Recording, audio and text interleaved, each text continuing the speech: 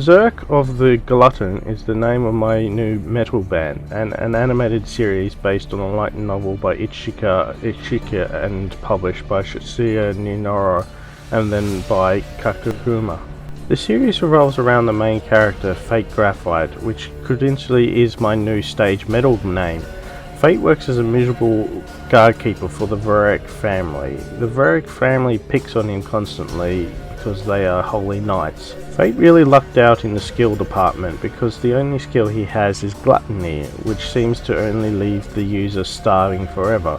Maybe he should enter a pie eating contest instead. It turns out that Gluttony isn't as useless as it seems. After he kills a bandit and consumes his soul, which isn't evil at all, he gains skill telepathic and appraisal, and his stats go up as well. Fate comes across a sword which turns out to be the magical sword Greed, which also gets stronger with him and continues to upgrade. Talk about mid-maxing, and I'm starting to see a pattern forming with Greed and Gluttony. So with this talking magical sword and a soul consuming skill, he kills monsters to grow stronger and finds that his hunger has gone away. Greed reveals that he needs to kill regularly, otherwise this skill of his will starve him to death or send him into a homicidal rage. He's so going to come out evil.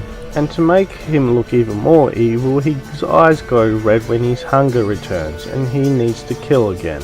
Despite his murderous future, Fate is a decent person, rescuing orphans and donating loot to the orphanages.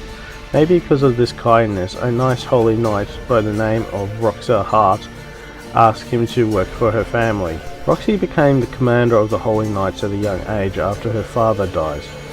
She also has a special interest in Fate, which confuses him and annoys everybody else. It makes me think that one of them is going to kill the other, or they will both get married.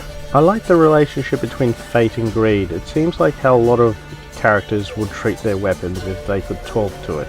A nitpick that I have with this series is the repeated Gluttony skill has activated. I understand that it meant to show how many times he's killed and how much stronger he's getting, but it just gets annoying. The art style, which is good, stands out the most in this series. That doesn't mean the music and acting is lacking, because they are both still quite good too. The series that this series most resembles is the time I was reincarnated as a slime, because they both have a very similar skill in Gluttony and Predator.